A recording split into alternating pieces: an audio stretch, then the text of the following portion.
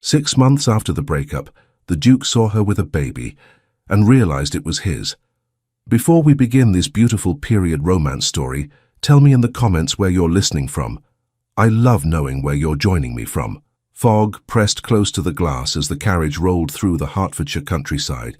The horse's breath steamed in the chill morning air, and Edmund Hawthorne, Duke of Wetherby, leaned back against the seat, trying not to think. He had left London to escape politics and memory alike, but both clung to him like damp wool. 6 months had passed since he had last seen Lydia Clark, yet she lingered in his mind, quiet as the scent of lavender after rain. The coachman's voice broke through the rhythm of hooves. "Road ahead's too thick with mist, Your Grace. Best to stop at the next inn." Edmund agreed without much thought. The wheels slowed, crunching gravel, until a small timbered building appeared from the whiteness. A painted sign swung gently above the door. He stepped out, drawing his cloak tight. The air smelled of cold earth and wood smoke. It would be an unremarkable stop. One night, a meal, nothing more.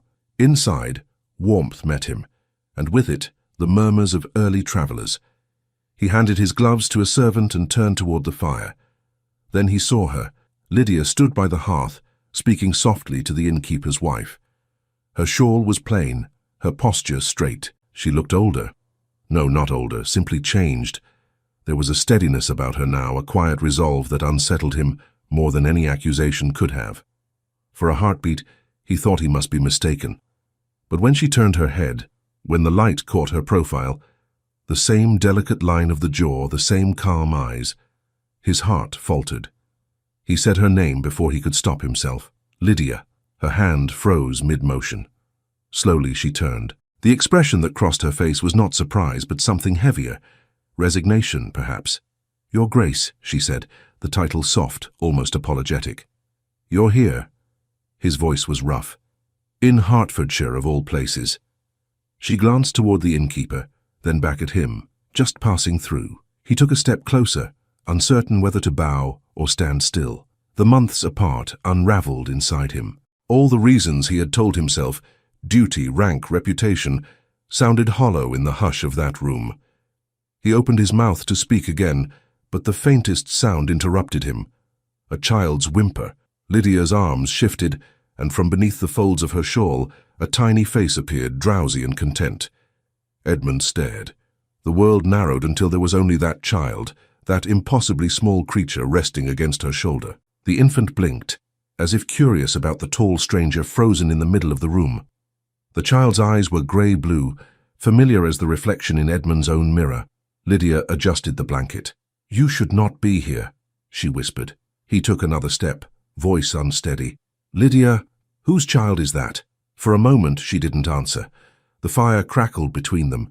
Then she said quietly, "Mine." He searched her face, the tremor of her hands, the calm set of her mouth. "Yours." Yes. Something inside him, something carefully built of denial and pride, began to crumble. And the father? Her eyes lifted to his, and the silence that followed told him everything.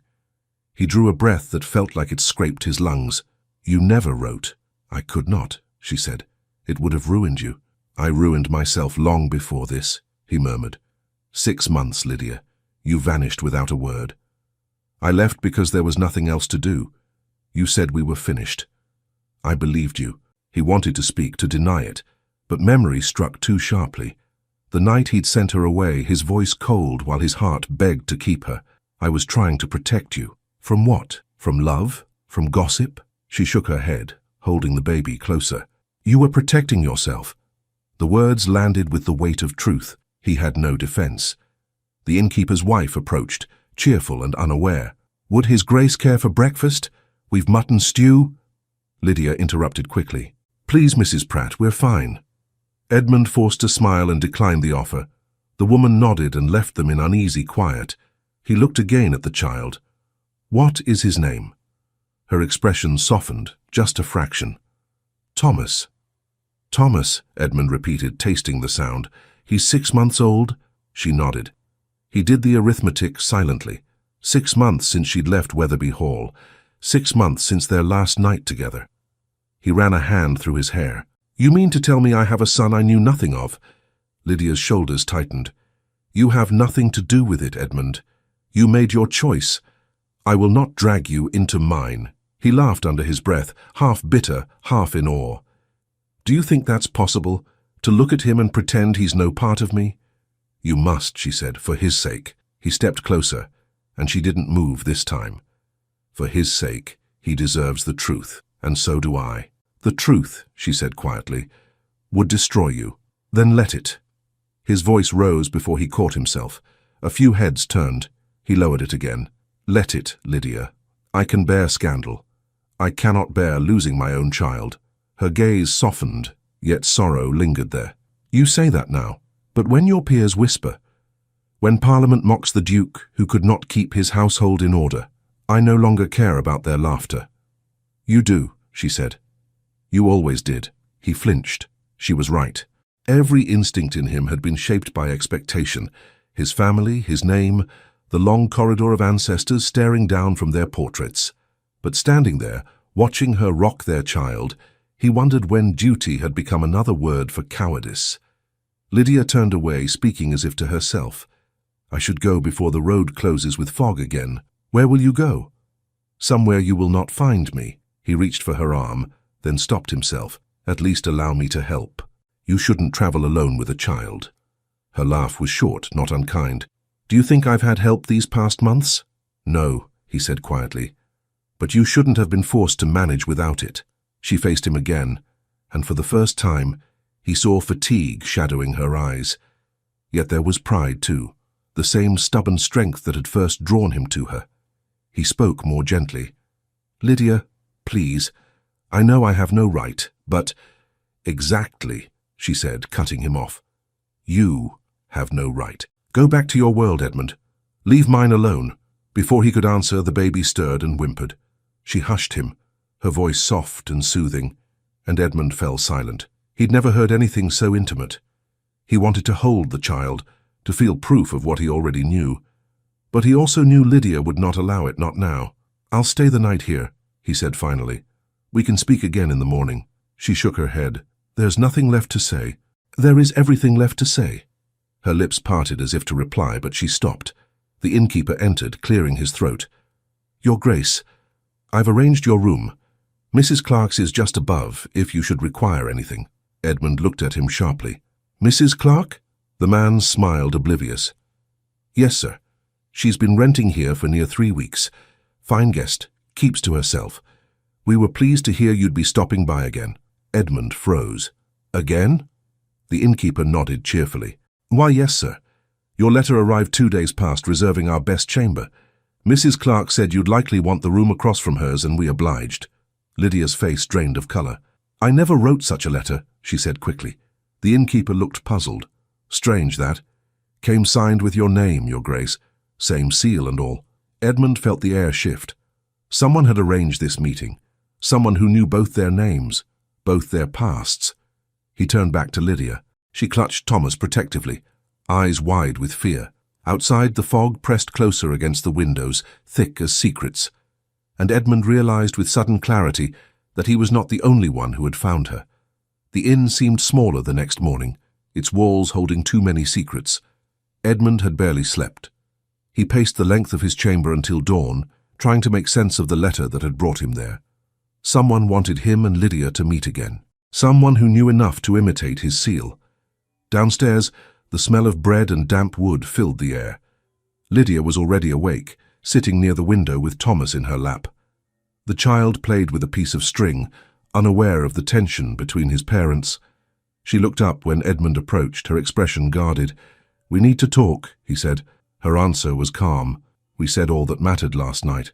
"You said it. I didn't agree to it." He sat across from her. "Someone forged my letter, Lydia. That means we were meant to meet. Someone knew about you.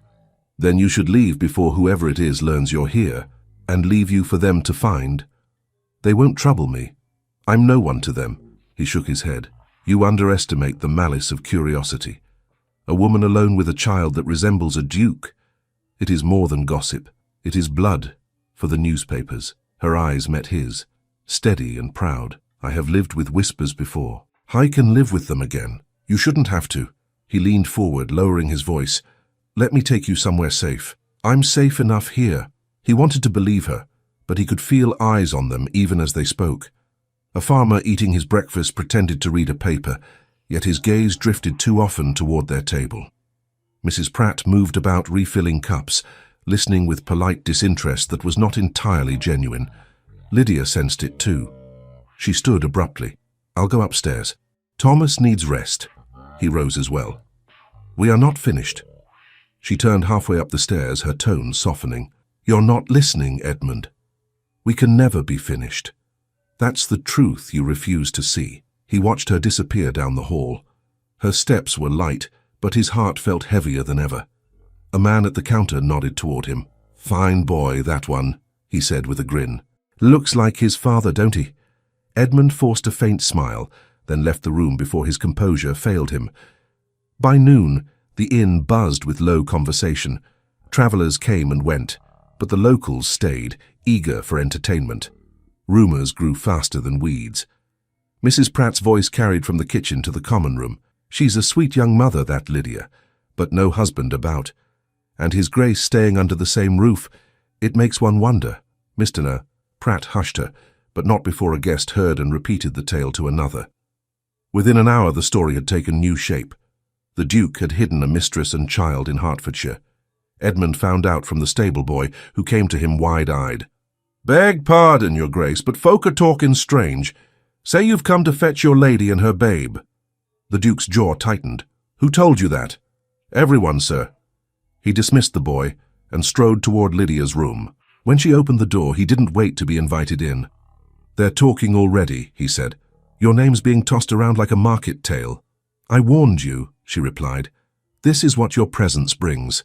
He closed the door sharply. Then let me end it. Come with me to London. You'll have protection, privacy. I'll arrange a home for you and the boy. And be kept as your secret? Her voice was low but shaking. No, Edmund, I won't raise him in shadows. You think I want that? What else could there be? You would never claim him openly, not with your family, not with your title. His hands curled at his sides. You believe I'm so cowardly? I believe you're bound to the life you were born to, and that life cannot include us. He looked toward the cradle where Thomas slept, tiny fingers clutching a piece of cloth. Then what will you do? Run until the next village hears a different story? If I must. He crossed the room, lowering his voice. And when they ask for the father's name? When the child grows and wonders who he is? She swallowed hard but said nothing. Edmund's voice softened. Lydia, I cannot change the past, but I can choose differently now. You can't, she whispered, and you shouldn't. I'll not let your name burn for me. There was a knock at the door. Mrs. Pratt's voice came through, too polite to be casual. Pardon, miss, there's a fine lady here to see his Grace. Says she's travelled from London. Lydia's head turned sharply. Who? Mrs. Pratt hesitated. Lady Beatrice Ashcombe, ma'am. Lydia froze. Edmund's stomach sank. He hadn't seen Beatrice in weeks, but her arrival here could only mean one thing. Rumour had reached the capital. He opened the door. Show her to the parlour, Mrs. Pratt. The innkeeper's wife bobbed a curtsy and left. Edmund turned to Lydia. Stay here. Don't come down until I send for you. She gave a small, bitter smile. You think she doesn't already know? He said nothing, and that silence was answer enough. When he entered the parlour, Lady Beatrice stood near the fireplace, elegant as ever, her travelling cloak spotless despite the road. She greeted him with perfect calm. Edmund, I confess I did not expect to find you in such surroundings. He forced civility. To what do I owe this visit? Concern, she said lightly. I hear strange things whispered in London. A woman, a child, a duke playing the fool. You should not believe gossip. I believe what I see, and I saw a carriage at the door with your crest. She moved closer, her tone turning cold. Tell me it isn't true. Tell me that girl upstairs isn't the same governess who disappeared from your house 6 months ago. His answer came slowly. It is Lydia Clark. Beatrice's eyes narrowed. Then the rest of the tale follows easily. I only wonder, does the child bear your name? He met her gaze steadily. The child bears no one's name yet. That's not an answer. It's the only one I'll give. She laughed softly, but there was no warmth in it. Oh, Edmund, you always fancied yourself honourable, but you never understood the world you live in. This will destroy you. Every invitation withdrawn, every alliance dissolved. They'll say you've lost your senses over a servant." "Enough," he said sharply. She tilted her head. "If you cared for your family's future, you'd end this nonsense at once. I could help you." I could see the whispers silenced. "By what means?" "Marry me," she said simply. "Let the world believe the gossip was false, a cruel fabrication. I'll make them forget her name." He stared at her, astonished by the calmness with which she offered herself as a solution. "You speak as though people are ledgers to be balanced." "They are," she said quietly. "And if you don't start thinking so, you'll lose everything. I have already lost what mattered." Her composure flickered. "You mean her?" "Yes." For the first time, anger cracked through her poise. "Then you are a fool. She'll ruin you without lifting a finger. Do you think society will pity a woman who overreached? They'll call her ambitious, cunning, and you, weak." He turned away. "You mistake me for someone who fears their judgment. Then you'll face it alone." She swept past him toward the door, then paused. "But remember this. Rumors grow roots. By tomorrow, every gentleman in Parliament will know the Duke of Wetherby has a bastard son." She left before he could answer. Edmund stood still for a long moment. The fire hissed, and the sound of voices drifted from the hall. The whisper he'd feared had already become a storm. When he returned upstairs, Lydia was waiting, her shawl drawn tightly. "She was here, wasn't she?" "Yes." "What did she say?" "Enough to ruin us both." Lydia closed her eyes briefly. "Then I must leave tonight." He stepped forward. "You can't vanish again." "I have to. She'll go straight to London with this. If she speaks your name with mine, the rest will follow. I'll stop her." "You can't stop her tongue, but you can save yourself if you let me go." He shook his head. "No."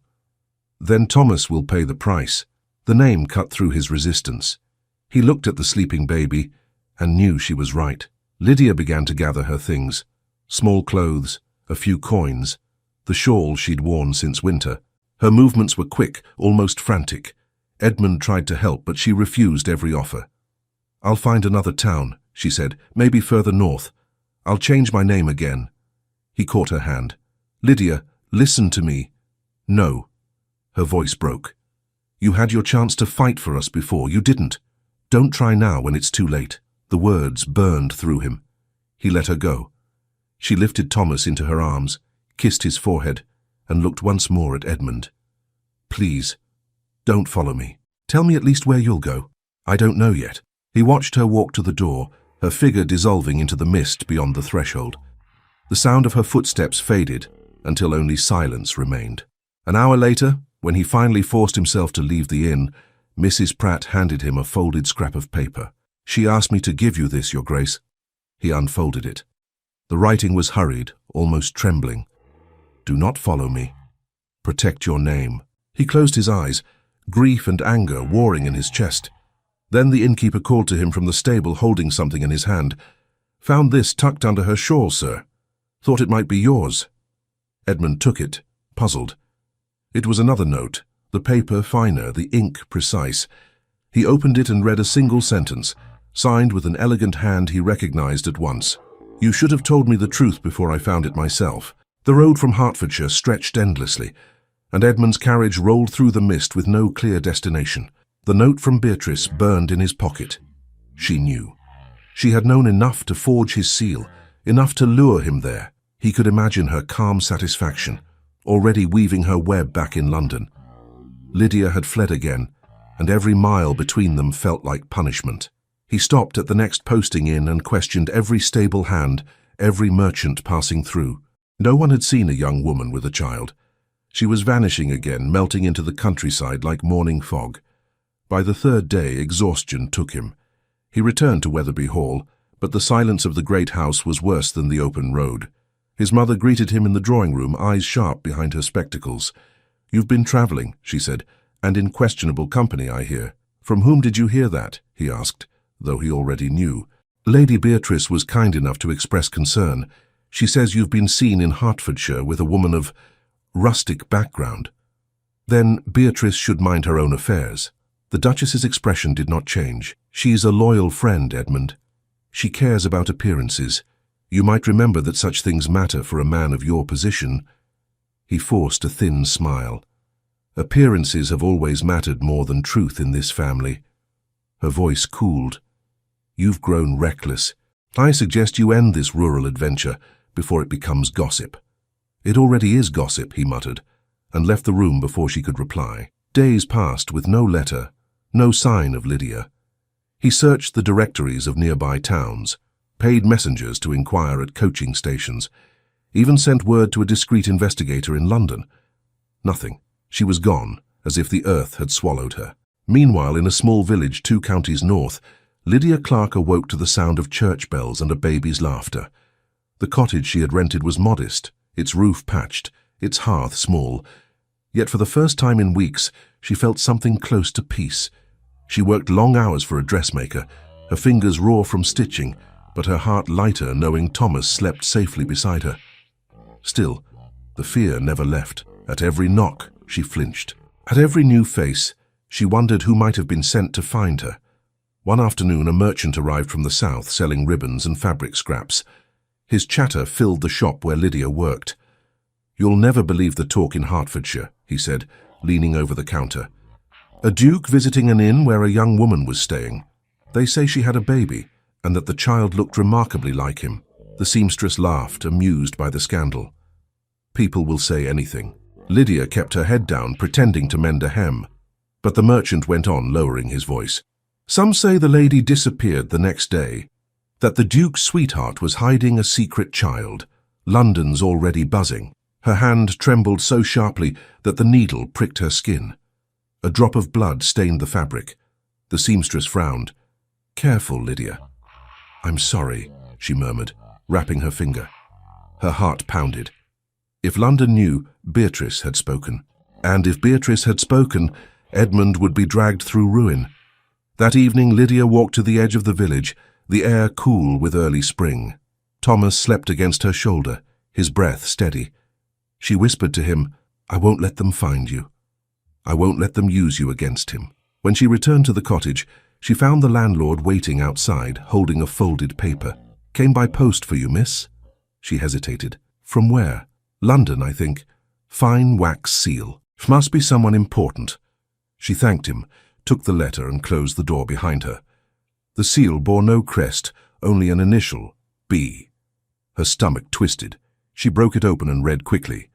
"You can run, Miss Clark, but society is smaller than you think. Sooner or later, truth finds its audience. Consider what is best for the child and for the Duke, before others make that choice for you." There was no signature, but she didn't need one. The next morning, Lydia packed again. The seamstress begged her to stay. "You're the best hand I've got." But she couldn't risk it. With a small purse of coins and a single trunk, she boarded a northbound coach. She prayed each stop would carry her farther from London's whispers. But fate, as ever, was less merciful. 2 days later, Edmund received word from his investigator. "Your Grace, a woman matching Miss Clark's description was seen in a northern market town, travelling with a child, under the name Mrs. Turner. He left that night. The coach rocked through rain and mud, but he didn't care. He only knew he had to reach her before Beatrice or her spies did. When he arrived, the town square was bustling. Vendors called out their wares, and children chased each other between stalls. He searched faces until he saw her, across the cobbled street, standing by a merchant's cart. She looked thinner, the circles under her eyes darker, but she was unmistakably Lydia. He called her name. She froze, then turned. Their eyes met, and everything else disappeared. The crowd, the noise, the rain. She didn't speak, didn't even breathe. Then she lifted Thomas higher in her arms and began to walk away. He caught up in 2 strides, stepping in front of her. "You've no reason to run," he said. "I have every reason," she answered. "You shouldn't be here." "Lydia, please. You can't keep vanishing like this." "I can, if it keeps him safe." "Safe from what? From me? From your world?" He looked down at the child, who blinked up at him with quiet curiosity. "You can't do this alone. Let me help you." "Help me how? By making me the ruin of a duke?" He lowered his voice. "I don't care about ruin anymore." "Then you've learned nothing," she said bitterly. He tried to reach for her hand, but she stepped back. "Go home, Edmund. You have no place here. I'll not leave you again." Her tone softened, tired rather than angry. Then you'll destroy yourself for nothing." Before he could answer, a voice called his name. "Your Grace!" And he turned to see one of his own servants pushing through the crowd. The man looked flustered. "Forgive me, sir. Lady Beatrice sent word. She's asking for you in London. Urgent matters," she said. Lydia's face drained of colour. "She's still watching you. She watches everything," he said grimly. "But I won't let her near you." "She already is near," Lydia whispered. "How else would you have found me?" He realized then that she was right. His investigator worked through London contacts. Beatrice could have known every step. He cursed under his breath. Lydia adjusted the blanket around Thomas. "I must go before she sends someone else."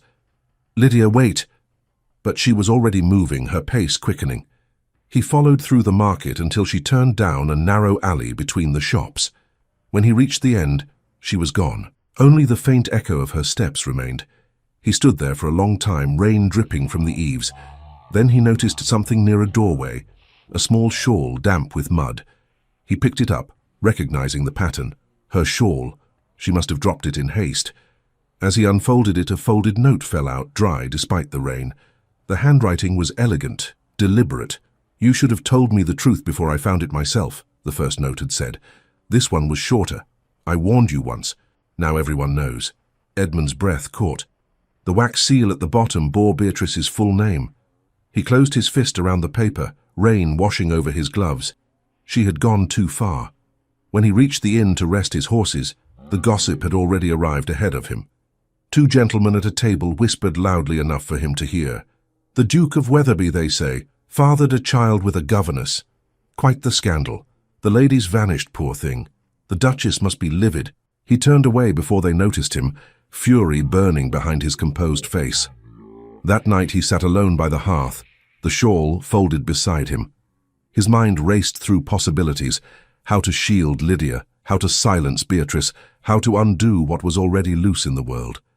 There was no way to erase it now. At dawn, he set out again, determined to find Lydia first. Meanwhile, Lydia, now several towns away, sat in a small room above a bakery, rocking Thomas to sleep. She had no news yet, but something in her chest told her the whispers had reached London.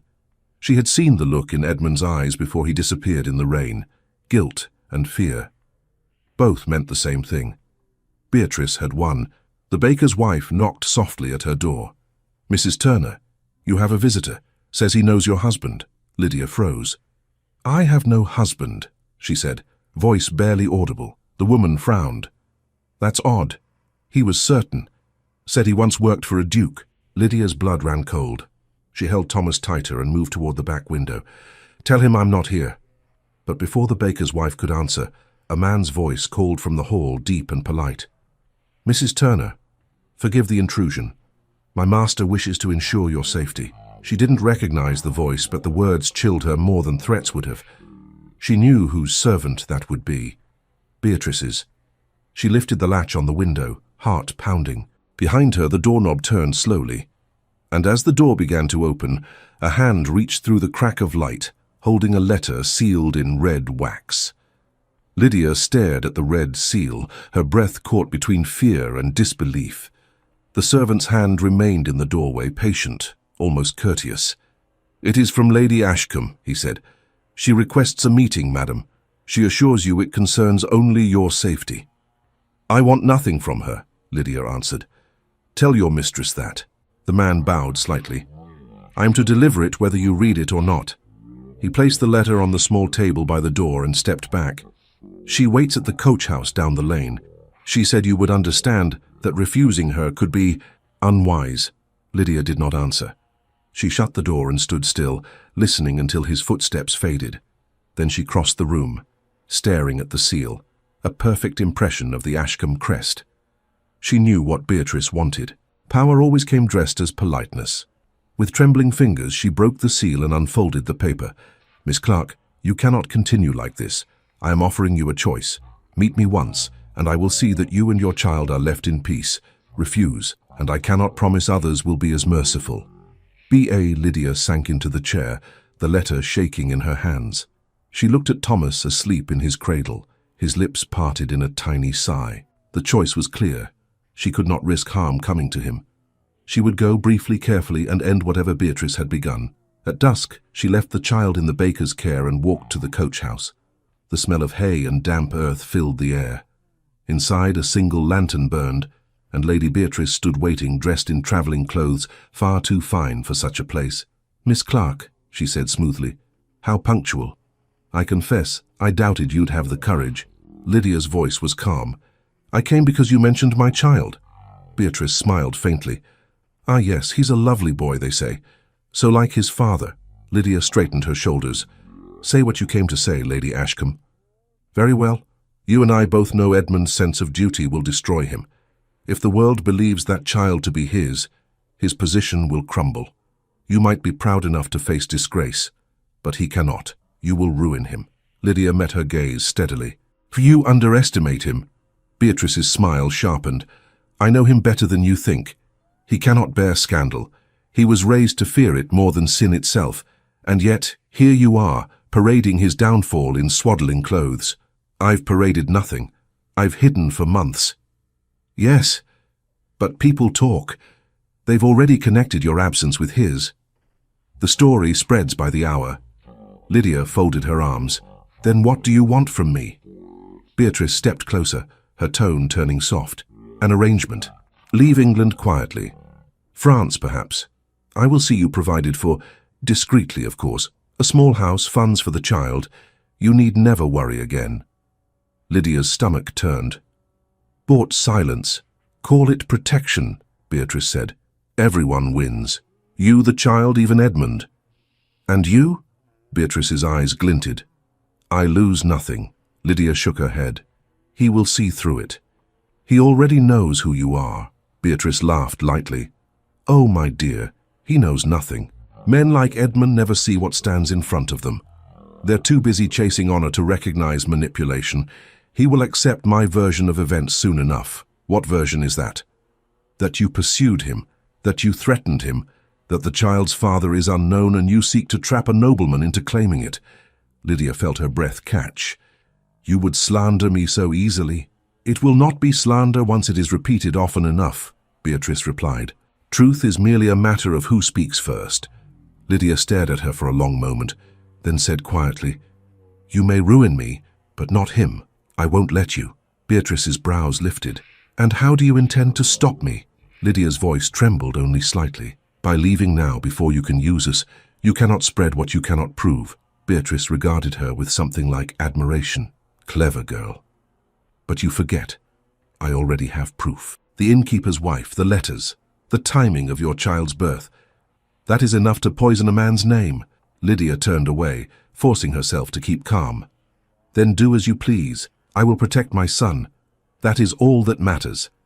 "You'll find it difficult to protect him when you have nowhere left to hide," Beatrice said softly. "And make no mistake, Miss Clark, I always find what I seek." Lydia walked out before she could answer. The air outside was sharp, and her hands trembled as she pulled her shawl tighter. She did not look back, but she felt Beatrice's gaze follow her all the way down the lane. The next morning, Edmund was already on the road to London. He had learned of the spreading rumours, newspapers hinting at scandal, letters arriving from his peers, inquiries from Parliament associates. His mother's disappointment had turned to icy command. "You must deny it publicly," she said. "Lady Ashcombe has prepared a statement to protect the family." He had refused, of course, but refusal changed nothing. The story was loose, and silence would be taken as confession.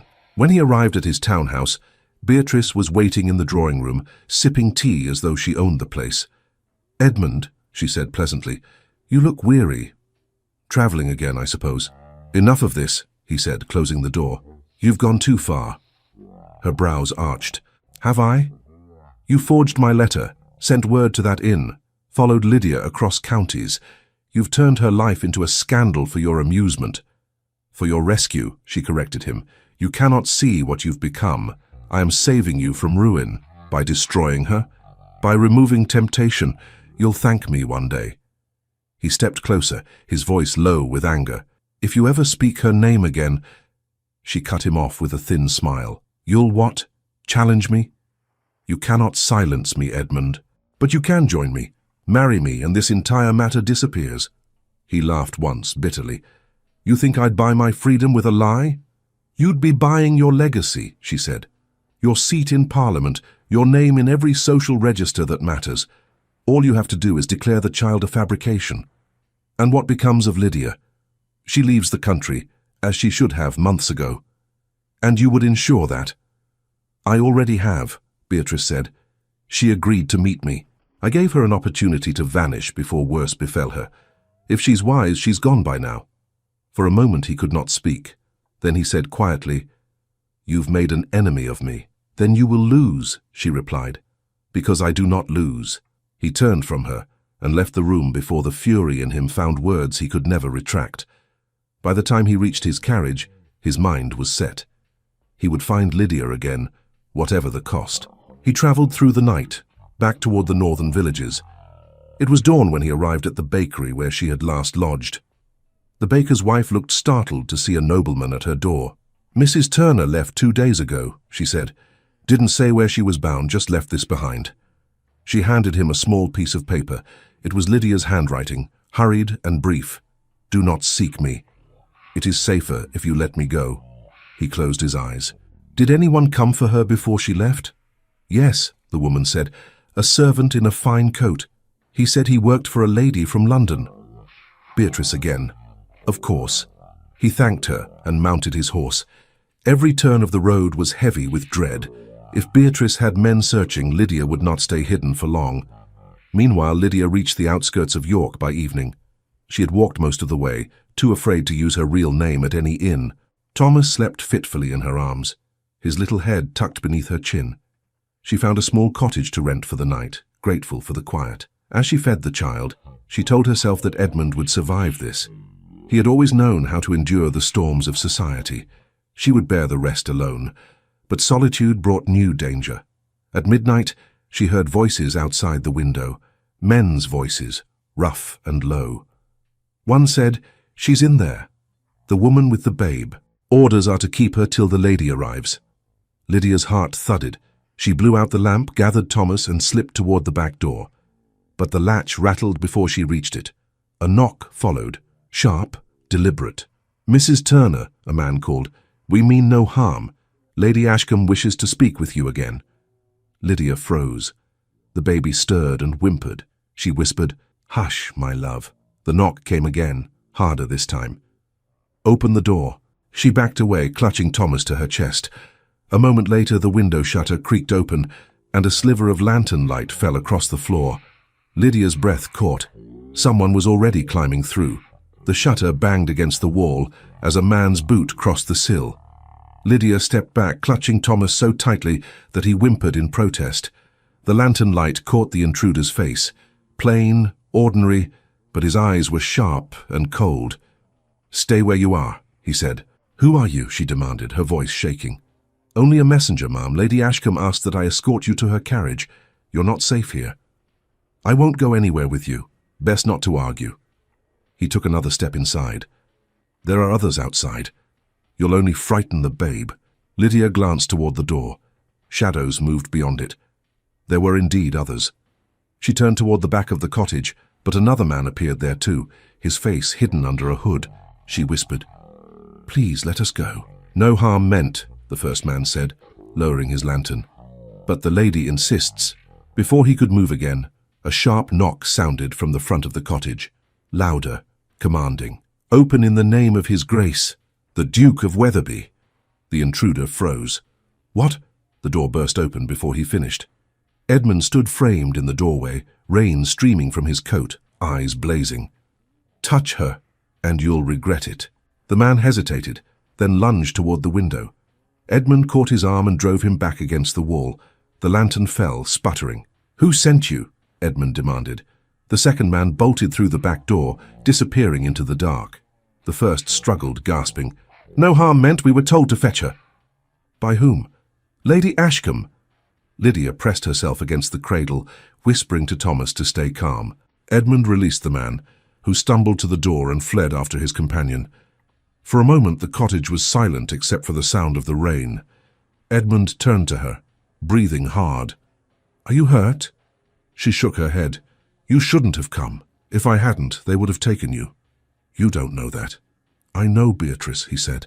I know what she's capable of. He crossed the room in 2 strides, taking her free hand. You can't stay here, Lydia. She'll keep hunting you until she's satisfied she's destroyed you. Or me. She looked down at Thomas. Then what choice do we have? He hesitated, then said, Come with me to London. She gave a bitter laugh. Back to the city that despises me. I'll protect you. You can't even protect yourself. Then we'll fall together, he said quietly. But at least I'll fall knowing the truth is mine to defend. Her eyes met his, uncertain but searching. The sincerity in his voice struck something deep in her chest. He continued, There's a carriage outside. We'll travel tonight. My mother's physician keeps a house in Kensington. Quiet, trustworthy. No one will know you're there. She looked away. You think hiding in one of your houses will stop her? She has power, influence. So do I, he said. And I've wasted it long enough. Let me use it for something that matters. Thomas stirred, and Lydia hushed him gently. If I agree, you must promise one thing, she said. Promise you won't face her alone. He hesitated. I can't promise that. Then we go nowhere. He sighed, frustration breaking through his composure. You're the most impossible woman I've ever known. And yet you came for me, she said softly. He smiled despite himself. Yes, I came for you. They left before dawn, the road slick with mud, the air thick with fog. Lydia sat in the carriage beside him, silent for much of the journey. Thomas slept in her arms, his small breaths the only sound between them. Near sunrise, Edmund broke the silence. When I first saw you at Wetherby Hall, I never imagined this. You standing in defiance of half of England. I never imagined you would break so easily to their judgment, she said quietly. He winced. I deserve that. She looked down at Thomas. You were kind once. Kind enough to see beyond my place. That's why it hurt when you stopped.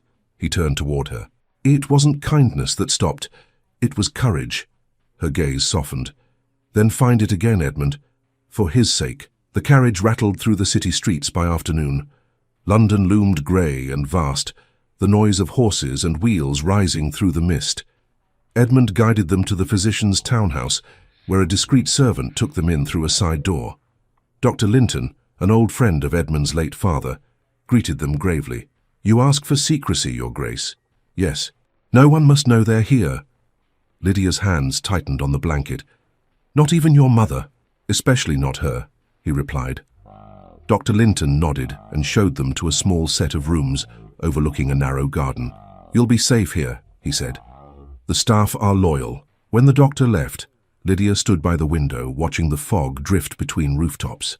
Safe, she murmured. You believe such a thing exists for people like us? I have to, he said. Days passed in uneasy calm. Lydia cared for Thomas while Edmund made careful inquiries through trusted allies. Rumours continued to spread, some claiming the child was his, others insisting Beatrice had invented the entire tale to ruin him. The newspapers danced around the scandal without naming names, but everyone knew. One evening Edmund returned late, his coat damp with rain. She's preparing something, he said. An announcement, perhaps. She's been seen at every salon in Mayfair, whispering to anyone who will listen. Lydia looked up from Thomas's cradle. Then it's only a matter of time. I won't let her win. How will you stop her? He hesitated, then said, By facing her. I told you not to go alone. I won't, he promised. You'll be with me. Me? She shook her head. They'll tear us apart in public. Let them try. I've lived my life pretending to be a man of principle. It's time I become one. She searched his face, seeing the determination there. And what if she exposes everything? Then the world will know the truth. Her voice dropped to a whisper. And the truth will destroy you. Perhaps, he said, but I'd rather be ruined for honesty than praised for a lie. That night she couldn't sleep. She watched the city lights flicker beyond the window, the sound of distant carriages echoing down the street. For the first time, she allowed herself to imagine a life free of running. A life where Thomas could bear his father's name without shame. In the morning, Edmund brought word that a public gathering would be held at Lord Pembroke's estate that evening. Beatrice will be there, he said. It's the centre of her world. If she intends to destroy us, that's where she'll begin. Lydia's heart pounded. Then we mustn't go. That's exactly Why, we must. She shook her head. Edmund, think. They'll see me and know at once. I can't face them. He took her hand gently. You faced far worse when you chose to keep our child. She stared at him for a long moment, then nodded. Very well. But whatever happens, you speak first. That evening, the great hall of Pembroke House shimmered with chandeliers and murmurs. The air was heavy with perfume and speculation. Edmund entered with Lydia on his arm, her plain gown modest but spotless, her head held high. The room fell silent. Beatrice stood near the staircase, her expression one of poised surprise. My, she said, her voice carrying just enough for all to hear. The Duke brings company. How unconventional. Edmund's tone was calm, but unyielding. You've been busy, Beatrice. Half of London speaks our names, though few understand the truth. She smiled coolly. Enlighten us, then. Lydia's pulse thudded in her ears. The eyes of the room were knives. Edmund said clearly, The woman you call Scandal is Lydia Clark. She was once governess to my sister, and she is the mother of my son. Gasps rippled through the crowd. Beatrice's face remained a mask, but her hand tightened on her fan. You admit it, then? I do. Beatrice laughed softly. You've doomed yourself. Perhaps, Edmund said, but I won't doom them with silence. Lydia's knees trembled. Edmund's voice was steady, his gaze never leaving Beatrice. You used deceit to tear apart a woman's life. You sent men to hunt her, forged letters in my name and spread lies for your own vanity. You've mistaken cruelty for love and ambition for truth. Beatrice's mask slipped for an instant, her eyes flashing. You'll regret those words. No, he said. I regret only that I once thought you capable of kindness. The murmurs grew louder. Lydia could feel the room turning, sympathy mingling with fascination. Beatrice's composure began to fracture. I think you've won their pity. You think this confession will save you? It's not pity I want, he said, only peace. For a moment, Beatrice said nothing. Then she turned sharply toward the door. You've chosen your ruin, Edmund. May you both enjoy it. The door slammed behind her. Lydia exhaled shakily. Edmund took her hand, his fingers warm against hers. Around them, the whispers swelled like a tide. He leaned closer and said quietly, It's done. But before she could reply, a servant hurried into the hall, pale and breathless. He bowed quickly to Edmund and whispered something urgent in his ear. Edmund's expression changed at once. What is it? Lydia asked. He looked toward her, alarm flashing in his eyes. The Duchess has summoned us to Wetherby House immediately. Rain began to fall as the carriage rolled toward Wetherby House, the wheels cutting through shallow pools of water that reflected the lantern light. Inside, Lydia sat beside Edmund, clutching the edge of the seat to keep her hands from trembling. Thomas had been left with Dr. Linton's housekeeper, safe for the moment, but the thought of him alone tightened her chest. Neither of them spoke for most of the journey. Edmund's jaw was set, his gaze fixed on the fogged window. Lydia watched him from the corner of her eye, wishing she could read the thoughts behind that calm face. When they arrived, the great iron gates of Wetherby stood open, a line of lamps lighting the path to the entrance. The Duchess was waiting in the grand hall, her posture straight as a ruler. Behind her stood 2 footmen, and, to Lydia's shock, Lady Beatrice Ashcombe. Beatrice's smile was faint but triumphant. You've caused quite a scene, Edmund, she said softly. The Duchess turned her gaze on Lydia. Miss Clark, you may wait in the parlour. I wish to speak to my son alone. I have nothing to hide, Lydia said, her voice quiet but firm. Whatever must be said can be said in front of me. The Duchess raised one perfectly arched brow. You forget yourself, madam. Mother, Edmund interrupted, this matter concerns her as much as me. She stays. The Duchess's lips thinned, but she nodded once. Very well. If you insist on bringing disgrace under my roof, we will not hide it behind closed doors. They entered the drawing room. The fire was already lit, the air heavy with the scent of wood smoke and tension. The Duchess began without preamble. I will speak plainly. The name of Wetherby has stood untarnished for 2 centuries. Now, in a matter of weeks, it has been dragged through the mud. I have endured whispers in every parlour and salon, all because of your foolish entanglement. It was not foolish, Edmund said. Then it was selfish. You could have ended this quietly, but instead you paraded that woman through a ballroom. Lydia flinched at the word. Edmund stepped forward. "Enough. You may insult me, but not her." Beatrice spoke then, her tone smooth as glass. "Forgive her, Your Grace. She does not mean offense. We all understand you've been misled by affection." Edmund turned on her. "Misled? You forged letters in my name. You sent men after her. You hounded an innocent woman because she threatened your vanity." Beatrice's eyes glittered. "Careful, Edmund. Accusations spoken in anger can wound more than scandal. They can also reveal truth," he said. The Duchess raised a hand. "Enough of this bickering. Edmund, tell me, do you mean to claim this child as your own?" "I do." Beatrice gave a short laugh. "Then you're mad." The Duchess's face hardened. "You realize what that means. To acknowledge an illegitimate child, publicly, is to forfeit alliances, influence, even your seat in the Lords. No family of rank will trust you again." "I trust myself," he said quietly, "for the first time in my life." The Duchess looked at Lydia, her gaze cold. "And what do you expect from him, Miss Clark? Marriage? Title? I assure you, you will have neither." Lydia took a slow breath. "I expect nothing from you, Your Grace. I only wish to raise my son in peace." "Your son?" the Duchess repeated, voice sharp. "You mean our family's disgrace?" Edmund's voice rose. "He's my blood. And if that is disgrace, then so be it." Beatrice stepped forward, her tone almost pleading. "Edmund, think. You could still undo this. Issue a denial. Say she deceived you. Everyone would believe it. They already think her ambitious." Lydia's chin lifted. "I will not be your convenient lie." Beatrice turned to the Duchess. "You see, she will ruin him. She's already begun." The Duchess looked from one to the other, her composure trembling for the first time. "Edmund, listen to reason. End this before it's too late." He shook his head. "It's already too late for reason. There's only truth left." The Duchess's hands tightened on the back of a chair. "Then you leave me no choice. If you persist in this madness, I will have your name stricken from the family trust." "Do it," he said. "I'd rather lose fortune than integrity." For a long moment, no one spoke. The only sound was the crackle of the fire. Then Beatrice said softly, "He's throwing his life away for you, Miss Clark. Do you truly wish to see him destroyed?" Lydia swallowed, forcing her voice to stay steady. "I never asked him to choose me. He does so of his own will." "Because he's blind," Beatrice said. "You've made him sentimental. And you," Edmund said sharply, "have made him ashamed." The Duchess stepped between them, her tone icy again. "Enough. This quarrel ends tonight.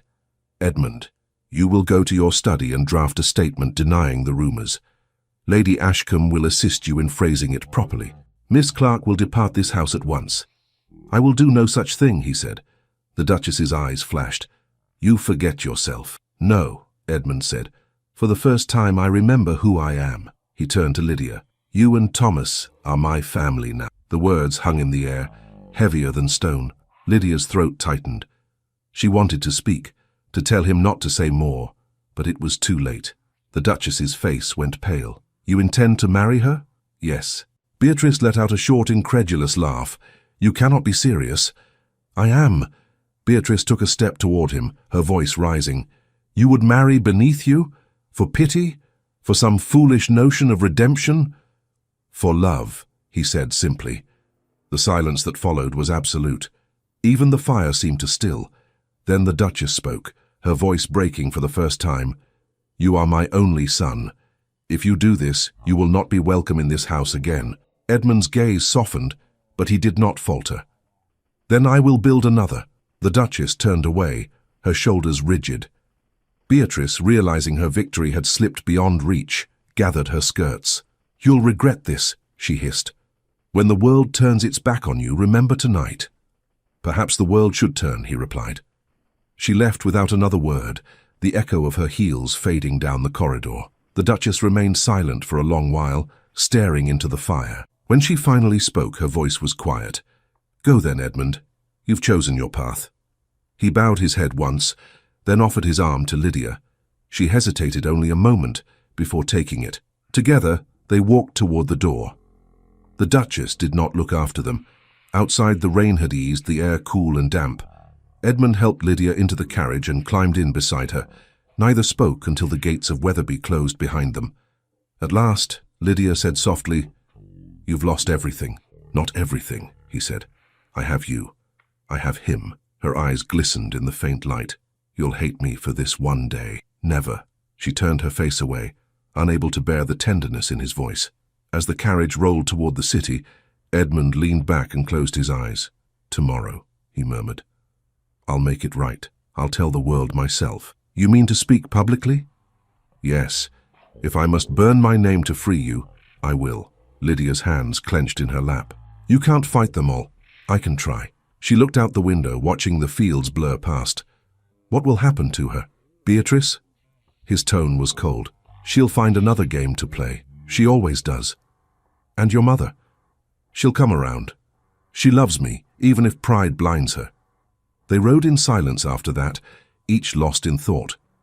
When they reached London, dawn was beginning to lighten the sky. Edmund helped Lydia out and led her into the house on Kensington Lane. Dr. Linton met them at the door, eyes filled with quiet understanding. "You've done a brave thing, Your Grace," he said. "Foolish, perhaps," Edmund replied. "Bravery often looks that way at first." Lydia went upstairs to check on Thomas, who slept peacefully in his cradle. She bent to kiss his forehead, whispering, "We're safe, my love, for now." But as she turned, she saw Edmund in the doorway, his face pale and drawn. "What is it?" she asked. He held a folded letter, the seal broken. "It was waiting for me here, no signature." She took it from him and read aloud the single line written in precise, familiar handwriting. "You think you've won, but by morning, London will know everything." The letter trembled in Lydia's hand. The words were few, but they carried the weight of dread. By morning, London would know everything. She looked at Edmund, whose expression had hardened into grim resolve. "Beatrice," he said quietly, "she means to destroy us before we can even speak." Lydia tried to think clearly, but fear clouded her mind. "What can we do? If she tells her story first, no one will believe ours." He turned toward the window. The dawn light was just breaking over the rooftops. "Then we won't wait until morning. We'll go now to the papers, to Parliament, anywhere they'll listen. I'll tell them myself." She stepped closer, clutching his arm. "You'll be ridiculed. They'll call you dishonorable." "Let them," he said. "I've lived long enough behind silence. It's time the truth had a voice." He called for his coachman, giving orders in a tone that left no room for argument. Lydia wrapped Thomas in his blanket, her fingers trembling as she fastened the ties. The baby stirred, then settled against her shoulder, warm and safe in her arms. They rode through the waking city, past milk carts and street sweepers, the wheels splashing through puddles left by the night's rain. London smelled of coal smoke and bread ovens, of life beginning again, indifferent to scandal or sorrow. When they reached the offices of the Morning Gazette, Edmund stepped out first and helped Lydia down. The editor, a short, spectacled man named Mr. Rainsford, met them at the door. His eyes widened when he recognized the Duke of Wetherby. "Your Grace." "To what do I owe?" "To honesty," Edmund said. "I have a statement to make." Rainsford led them to a small office cluttered with papers and inkpots. "You understand, sir," he said cautiously, "that whatever you say here will be in print before the day's end." "That's precisely my intention." He dictated slowly, his voice steady. "I, Edmund Hawthorne, Duke of Wetherby, hereby acknowledge Lydia Clark as the woman I love and the mother of my son. The rumors are true. The child is mine. I will marry her, regardless of the cost." The editor's quill hesitated mid-stroke. "Your Grace, are you certain? Once this is published, there is no going back." Edmund nodded. "There was no going back the moment I saw her again." Lydia stood beside him, silent but unyielding. The editor looked between them, then dipped his quill again. "Very well, it will appear in the morning edition. Today," Edmund said firmly. "I want it printed today." Rainsford hesitated, then rang for a messenger. "We'll do what we can." When they left the office, the air felt different, heavier, almost expectant. Lydia said nothing as they climbed back into the carriage. Edmund finally turned to her. "Are you angry?" She shook her head. "No, only afraid." He reached for her hand. "So am I." They drove in silence for a long time. The streets grew busier as morning brightened, filled with carriages and gossiping passers-by. Somewhere, Beatrice was likely sipping her tea, readying her own version of the story. But Edmund's declaration would reach the city first. By noon, the first copies of the Morning Gazette were sold on every corner. The headline caught eyes immediately: "A Duke's Confession, the truth behind the scandal of Wetherby." Within an hour, the city was buzzing. Servants carried the news to kitchens, clerks whispered in corridors, and noble ladies nearly dropped their teacups as they read the words aloud. At Wetherby House, the Duchess sat in her parlour, surrounded by newspapers. Her hand shook as she reached the end of the article. Then she lowered the paper and stared into the distance. Her lady's maid hovered near the door. "Your Grace, leave me," the Duchess said quietly. Meanwhile, in her grand townhouse, Lady Beatrice Ashcombe read the same article with disbelief that quickly turned to fury. She crumpled the paper in her hands and threw it into the fire. "He's made himself a martyr," she muttered. "And a saint." Her companion, a nervous cousin, spoke timidly. "What will you do, Beatrice?" "What I must," she said. "If he thinks a newspaper can erase his shame, he's a greater fool than I thought." Back in Kensington, Edmund and Lydia stayed behind drawn curtains, listening to the city's distant hum. The hours passed with agonizing slowness. Edmund paced while Lydia rocked Thomas, her nerves fraying. A knock startled them both. It was Dr. Linton's servant, carrying a sealed envelope. "Delivered by hand, Your Grace. No name given." Edmund took it, broke the seal, and read aloud. "You've made your choice, Edmund. Now face its consequence. Tonight, Wetherby House demands your presence before the family council. Come if you have courage." Lydia swallowed hard. "Your mother." "Yes." "Will you go?" He folded the note carefully. "I must. She's still my mother, whatever name she calls me by." Lydia hesitated. "Then I'll come too." He turned to her. "No. Stay here with Thomas. I don't know what awaits me there." She rose, her voice steady. "If they mean to judge you, they'll judge me as well. We face it together." He looked at her for a long moment, then nodded. "Together, then." That evening, the carriage returned once more to Wetherby House. The lamps along the drive burned brighter than usual, and the windows glowed with light. Inside, the Duchess waited in the grand hall, flanked by 3 older men, relatives of Edmund's, solemn and severe. "Mother," he greeted her quietly. "You summoned me." She inclined her head. "And you came, though I half expected you would not. You've made a spectacle of our family." I told the truth. One man's truth is another's ruin. The eldest of the men, Lord Greaves, spoke sternly. "Your Grace, by your own admission you have brought disgrace upon your title. The council must determine whether you remain fit to hold it." Edmund's voice was calm. "My worth is not decided by titles or councils." The Duchess's composure trembled. "You would abandon centuries of heritage for this woman." He looked at Lydia beside him, her head high, though her hands were shaking. "Yes, without hesitation." Lord Greaves frowned. "You have left us little choice then. The estates will pass to your cousin until such time as you restore the family's honour. Which is to say," the Duchess added, "until you renounce this alliance." Lydia found her voice. "You ask him to deny his own child?" The Duchess turned her cold gaze on her. "I ask him to act as a gentleman, not as a man led by folly." Edmund's voice cut through the air. "Enough. My decision is final. If the price of decency is exile, I'll pay it." The Duchess rose, her face pale with restrained emotion. "Then go, Edmund. Leave this house as you chose to leave your station. From this night forward, the title of Wetherby means nothing to you." He bowed slightly. "Very well." He turned to go, but Lydia lingered, looking back at the Duchess. "He may no longer be the Duke of Wetherby," she said softly, "but he will always be more honourable than any who hide behind that name." The Duchess's eyes glistened, though she said nothing. Outside, the night air was cold and still. Edmund exhaled, shoulders sagging as though a great weight had lifted, and yet left him hollow. "It's done," he said. Lydia slipped her hand into his. "You did what you had to." He looked at her, a faint smile touching his lips. "We did." They returned to Kensington under a silvered moon. Inside, Thomas slept peacefully. For the first time in weeks, Lydia allowed herself a fragile sense of relief. The scandal was open, the truth spoken. There was nothing left to hide. But as Edmund poured himself a glass of brandy, a sharp knock came at the door. Dr. Linton entered, pale and breathless. "Your Grace," he said quickly, then caught himself. "Forgive me." "Mr. Hawthorne, perhaps I should say."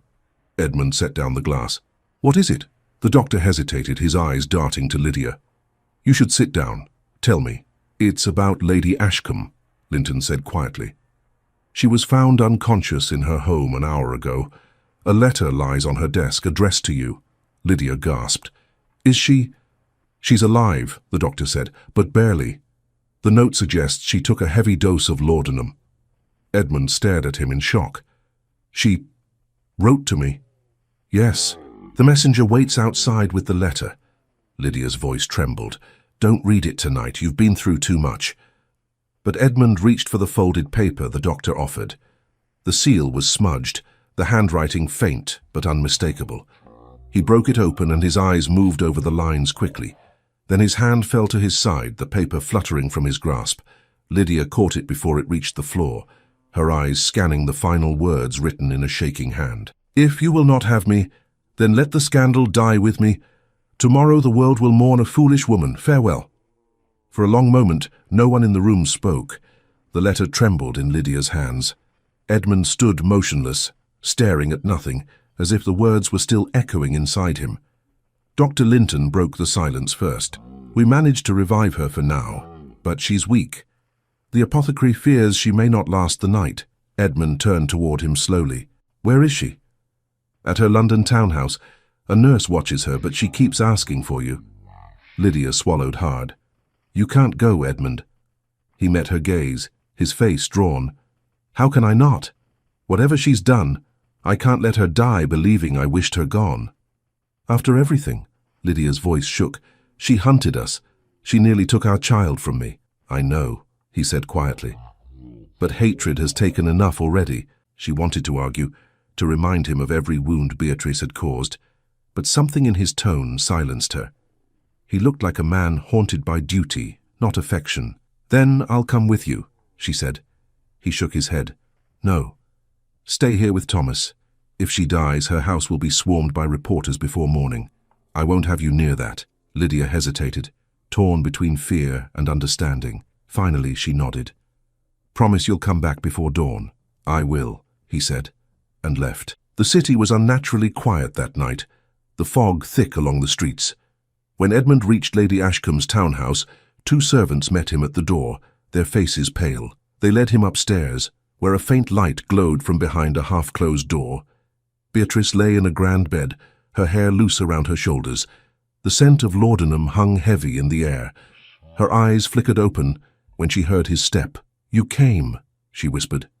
"Yes," he said, sitting beside her. "Why did you do this?" She smiled faintly. "Because I lost." "You didn't have to lose," he said. "You could have chosen peace." Her gaze drifted to the window. "Peace is for the good. I have never been good, Edmund. You must know that by now." He took her hand. It felt cold, fragile as paper. "You weren't evil either. Just wounded. Wounded people wound others," she murmured. "That's what I've learned too late." He wanted to tell her to rest, to stop speaking, but she went on. "You loved her in a way you never could have loved me. I saw it the moment she entered a room. You became alive around her. Do you know how that feels? To be invisible beside someone else's light?" He looked away, pain tightening his throat. "Beatrice, don't pity me," she said. "I don't deserve it. I wrote those letters because I wanted you to suffer as I did. I wanted to see her broken, so you would come back to me. But instead, I broke myself. You can still make it right," he said gently. "Tell the truth, Beatrice. Clear her name. Clear your own." Her eyelids fluttered. "They wouldn't believe me. They'd call it delirium. But you, if you forgive me, perhaps that will be enough." "I forgive you," he said, and meant it. "Rest now." She smiled faintly, as if a great weight had lifted. "Then perhaps I can sleep." Her hand relaxed in his, her breathing shallow but even. He sat there until the first hint of dawn touched the curtains, then rose quietly. As he reached the door, the nurse approached. "She'll live," the woman said softly. "Barely, but she will." Edmund nodded, relief and sadness mingling. "Let me know when she wakes again." He stepped out into the morning fog. The first newspapers were being delivered. He could see the boys calling headlines down the street. His name was everywhere now, tangled with Lydia's. But for the first time, he felt no shame. Back in Kensington, Lydia had not slept. She sat by the fire with Thomas in her arms, listening to every sound in the hall. When the door finally opened and Edmund entered, she rose quickly. "You're safe," she whispered. He nodded. "She's alive. For now." "What did she say?" He hesitated, then said quietly that she wanted forgiveness. Lydia's expression softened. "Did you give it?" "Yes." She nodded slowly. "Then it's finished." "Almost," he said. "The world still watches. They'll want more than forgiveness. They'll want a spectacle." "Then let them watch," she said. "We've nothing left to hide." Later that morning, Dr. Linton brought a letter from the Duchess.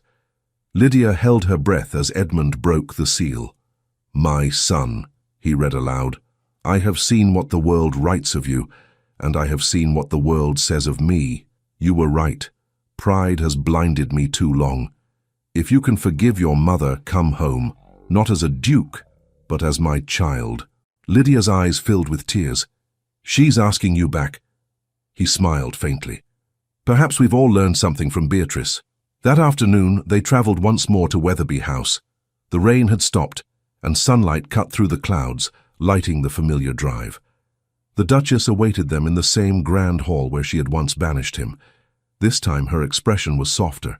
"Lydia," she said quietly, "I owe you an apology." "You owe me nothing, Your Grace," Lydia replied. "On the contrary," the Duchess said, "I wronged you. I let the world's opinion weigh more than decency. I see now that you have given my son what neither title nor wealth could." "Honor," Lydia's voice wavered. "All I gave him was a reason to be hated." The Duchess shook her head. "No, you gave him something to live for." She turned to Edmund. "Your father would have been proud of you. Foolish, perhaps, but proud." He smiled faintly. "I'll take that as a blessing." The Duchess sighed. "If you mean to marry her, do it quickly. The papers will move on soon enough, and scandal fades faster than people think." Lydia blinked in disbelief. "You would give us your blessing?" The Duchess nodded once. "I would rather see my son happy in disgrace than miserable in respectability." Emotion tightened Edmund's throat. "Thank you, Mother. Go," she said, turning away before her composure failed. "Before I change my mind." Outside, the afternoon sun shone bright and clean. Lydia looked at Edmund, uncertain whether to laugh or cry. Was that truly her blessing? "It was as close as she'll ever come," he said, smiling. They rode back to Kensington in silence, hearts lighter than they had been in months. For the first time the future seemed possible. By evening a soft knock sounded at the door. Dr. Linton entered again, carrying a sealed letter. "From Lady Ashcombe," he said quietly. "She asked me to deliver it personally." Lydia exchanged a look with Edmund. He broke the seal and began to read aloud. "Edmund, I will leave England for a time. I need distance to remember who I was before ambition turned me cruel. Tell Miss Clark she has nothing to fear from me. I will never speak of this again.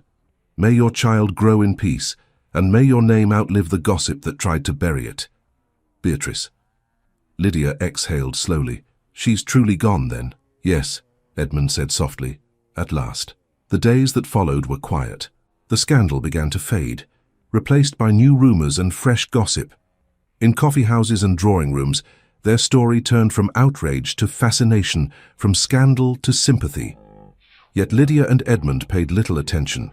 They spent their mornings walking through Kensington Gardens with Thomas, their afternoons reading or talking by the fire.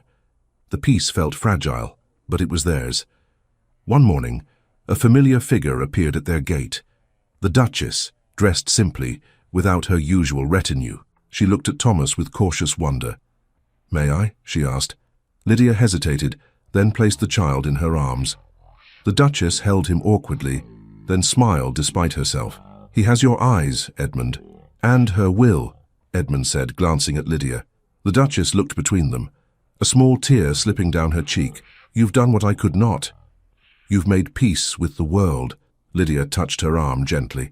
"Perhaps it's not too late for you to do the same." The Duchess nodded, her voice barely above a whisper. "Perhaps not." For a while they stood together, the three of them, bound not by bloodlines or scandal, but by something quieter, understanding. When the Duchess left, the garden was filled with birdsong. Lydia turned to Edmund. "Do you think it's over?" He looked toward the horizon, where the sun was beginning to set. "I think it's beginning," she smiled. "Then let it begin." But before she could take his hand, a knock sounded at the door once more. Dr. Linton's servant entered hurriedly, breathless. "Forgive the intrusion, sir. There's been another letter. This one from the Bishop of Canterbury himself." Edmund frowned. "The Bishop?" "Yes, sir. He requests your presence at the cathedral tomorrow morning. He says it concerns the legality of your intended marriage." Lydia's smile faded. "The legality?" The servant nodded nervously. "He writes that questions have been raised about the child's baptism, and whether a union between you and Miss Clark would be recognized by the church." Edmund exchanged a sharp glance with Lydia, tension flooding back like a tide. He took the letter from the servant's hand, broke the seal and began to read. After a moment, his face went still. Lydia stepped closer, her heart pounding. "What does it say?" He looked up at her, his voice low. "It says our marriage cannot proceed until certain matters of lineage are clarified, because someone has questioned whether Thomas is truly my son." Lydia's hands went cold. "Questioned?" she whispered. "By whom?" Edmund refolded the letter slowly, as if delaying the truth. "It doesn't say. Only that the church received a formal complaint. They claim there's uncertainty regarding Thomas's parentage, and therefore my right to legitimize him through marriage." Her voice trembled. "Uncertainty? That's impossible. You saw him. Everyone who looks at him sees you." "I know." Edmund's tone was firm but weary. "But appearances are not evidence to those who live by rules and signatures." She sank into a chair, her breath uneven. "So after everything, after truth, confession, scandal, they still want to measure us by paper and ink." He knelt before her, taking her hands. "Listen to me. This is not the end. I'll speak to the bishop myself. If there's doubt, I'll erase it." She looked at him helplessly. "And if they refuse, then we'll marry without their blessing." She shook her head. "That would destroy your last shred of reputation. You'd lose even the sympathy you've earned." He smiled faintly. "I thought you said we had nothing left to lose." Before she could reply, a knock came at the door. Dr. Linton entered, his expression troubled. "Forgive me, Edmund. I heard from a colleague that the bishop received his complaint from an anonymous letter." "Anonymous," Edmund repeated. "Yes, but it carried convincing details. Dates, names, the exact time Miss Clark left Weatherby Hall." The doctor hesitated.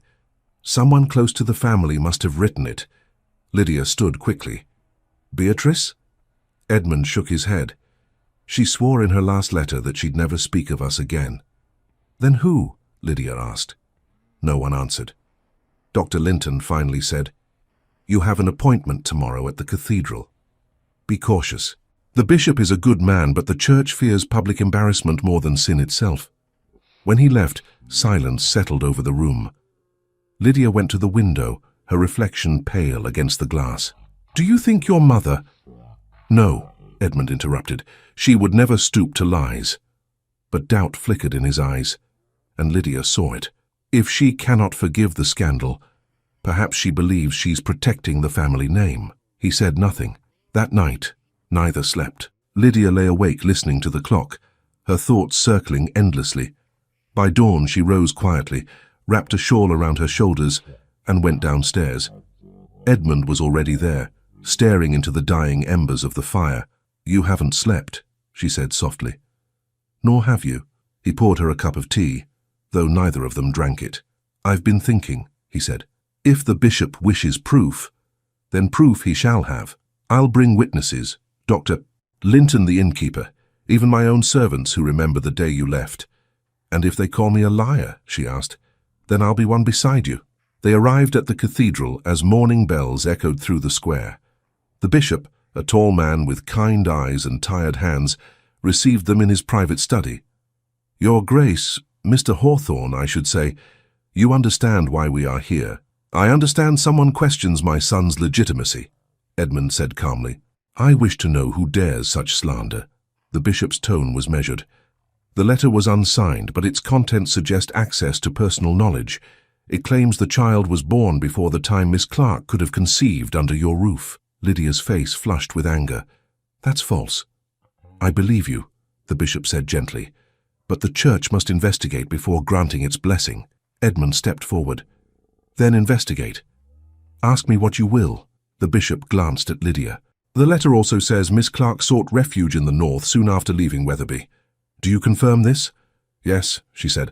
I fled to Hertfordshire, then to York. And during that time, did the Duke visit you? No. He found me only months later. The bishop nodded slowly. Then the child was conceived before your departure. She hesitated only a heartbeat. Yes. Edmund looked at her with quiet pride. And I will swear to the same. The bishop sighed. Such testimony binds your honor, not the church's law, but... He paused, studying their faces. Your sincerity speaks louder than scandal. I will need time to verify your accounts. If the truth is as you say, the marriage will proceed. Lydia felt her knees weaken with relief. Thank you. As they left the cathedral, Edmund turned to her. This isn't finished. Whoever wrote that letter will not stop until they see us undone. She nodded. But we'll face it together. The next days passed in uneasy calm. Rumors of the bishop's inquiry reached society, reigniting whispers they had hoped buried. Servants spoke cautiously. Friends sent polite notes of concern. Lydia endured it all in silence, tending to Thomas and waiting for news. On the fourth morning, a carriage appeared at the gate. The Duchess stepped out alone, her veil drawn. Lydia met her in the parlor. I suppose you've heard, the Duchess said. Yes, Lydia replied carefully. I came because I thought perhaps you would speak honestly with me, woman to woman. Tell me, are you certain of the child's father? Lydia's breath caught. Your Grace, how can you ask that? Because the church asks it, the Duchess said softly. And because if they find otherwise, Edmund will lose everything. The estates, the name, he will be stripped of all that's left to him. Lydia's eyes filled with tears. And you think saving his title matters more than truth? The Duchess looked away. I think sometimes truth destroys more than lies. Lydia drew herself upright. Then you do not know your son. He would rather be ruined than false. The Duchess's shoulders sagged. He is his father's son, too proud to bend. She turned toward the door. I only pray you are not mistaken. When she left, Lydia sank into a chair, shaking. The words echoed in her mind. I pray you are not mistaken. That evening, Edmund returned from meeting the bishop again. He has finished his inquiry, he said. He believes us, but he insists on one final confirmation. A document from the registry where Thomas was baptized. They must match the dates. Lydia frowned. His baptism was done in York, under the name Turner. Yes. The bishop wrote to request the record. When it arrives, this ordeal will end. Days later, the letter came. Edmund broke the seal in front of Lydia, his expression unreadable as he scanned the paper. Her heart pounded. What does it say? He read aloud slowly. The parish register confirms baptism of one Thomas Turner, born to Lydia Turner, mother unmarried. Date, May 2nd, 1887. Lydia gasped. That's wrong. He was born in April. Edmund read on, his voice tightening. And further notes state the mother declared the father's name as Charles Turner, deceased. Lydia covered her mouth. I never said that. The vicar must have misunderstood me. I gave no father's name. I swear it. He took her hand quickly. I believe you. The record can be corrected, but they'll see it as proof, she said. They'll say I invented the story. Then we'll go to York ourselves, Edmund said.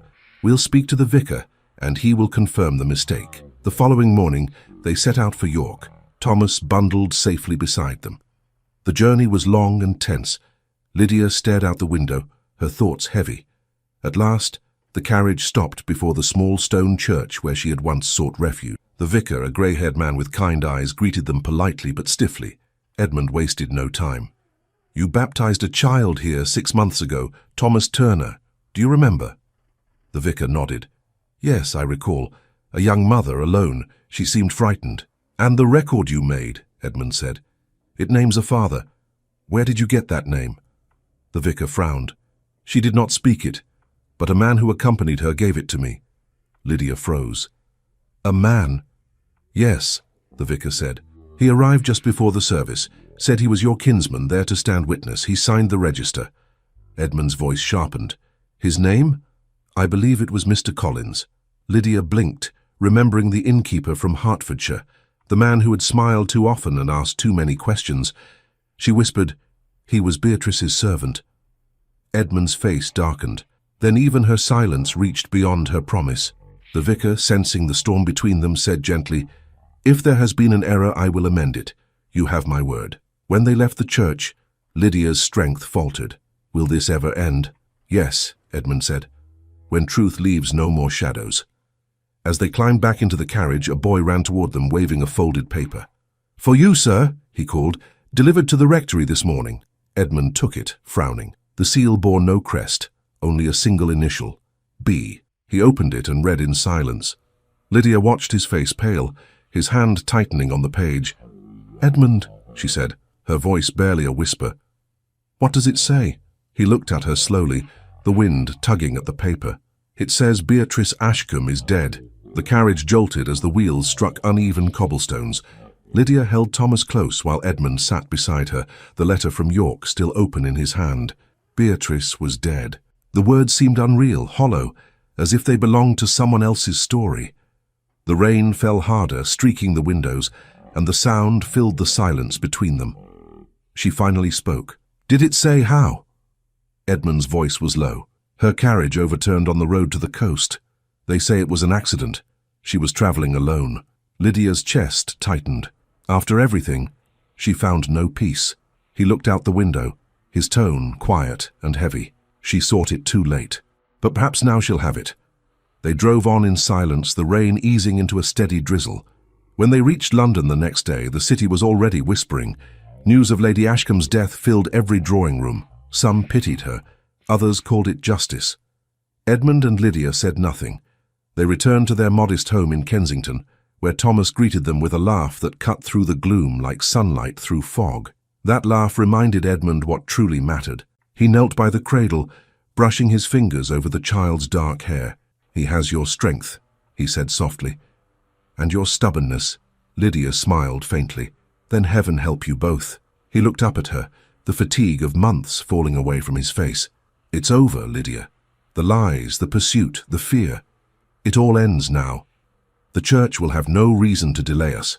The bishop will bless our marriage, and we'll begin again. She searched his face, half afraid to believe it. Do you think they'll allow it now? Yes, he said firmly. And even if they do not, we'll marry under God's sky, with or without their approval. Her lips trembled, not from fear but from relief. She took his hand and kissed it gently. You would do that for me? I'd do far more, he said. I'd do anything. That evening the bishop's messenger arrived. The letter he carried bore the church seal and a single sentence written in the bishop's own hand. The matter of legitimacy is resolved. May the union proceed in peace and truth. Lydia read it twice before the words sank in, her eyes filled with tears. Edmund took the letter from her trembling hand, smiled, and whispered, At last. They were married 1 week later. The ceremony took place in the same cathedral where they had once faced judgment. The bishop himself presided, his voice gentle and measured, as sunlight streamed through the high stained glass. A small gathering attended. Dr. Linton, the Duchess, a few loyal friends, and the village innkeepers, who had known Lydia when she was only a frightened mother with nowhere to go. She wore a simple gown of ivory silk, nothing like the lavish dresses of nobility. Edmund thought she had never looked more beautiful. When she reached him at the altar, her hands were steady, her gaze clear. Do you, Edmund Hawthorne, take Lydia Clark? I do, he said before the bishop could finish. The small crowd laughed softly. And do you, Lydia Clark, take Edmund Hawthorne? She smiled, tears glimmering. With all my heart. When the bishop declared them husband and wife, Edmund lifted her hands to his lips. The world seemed to fall away. The scandals, the whispers, the loneliness. And there was only this moment, pure and certain. Afterward, outside the cathedral steps, the Duchess took Lydia's hands in hers. Welcome to the family, she said quietly, and forgive an old woman her pride. Lydia squeezed her hands.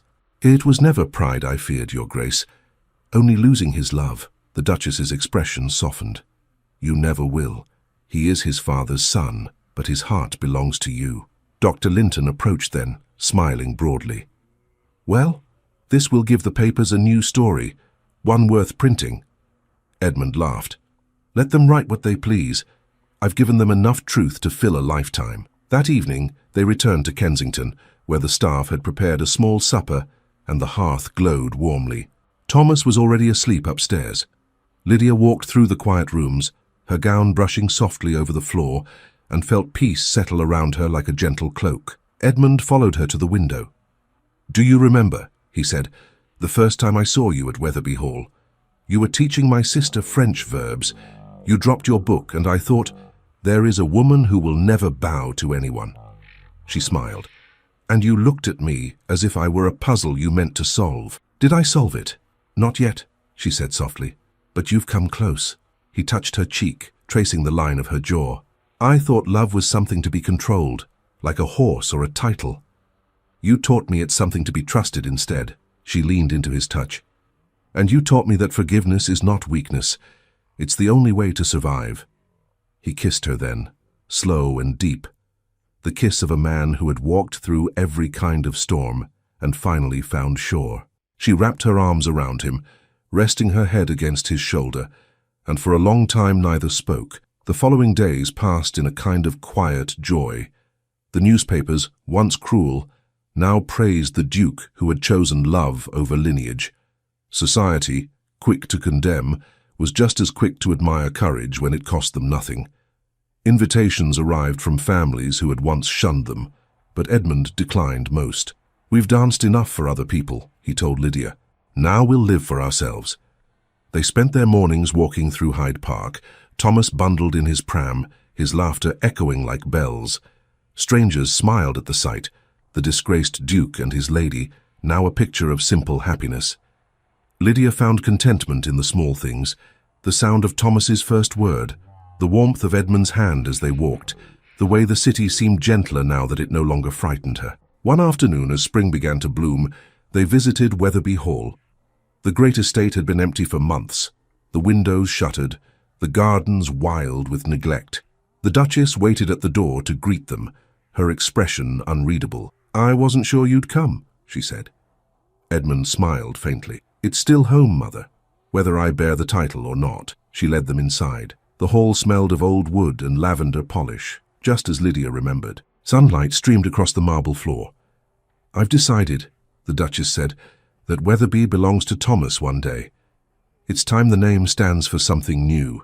Edmund blinked, astonished. "You mean it?" "Yes," she said. "Let him grow up where his father did, but free of the ghosts that burdened us all." Lydia's throat tightened. "He will know kindness before he knows duty. I promise you that." The Duchess smiled, a real smile, one Lydia had never seen before. "Then perhaps the Weatherby line is not cursed after all."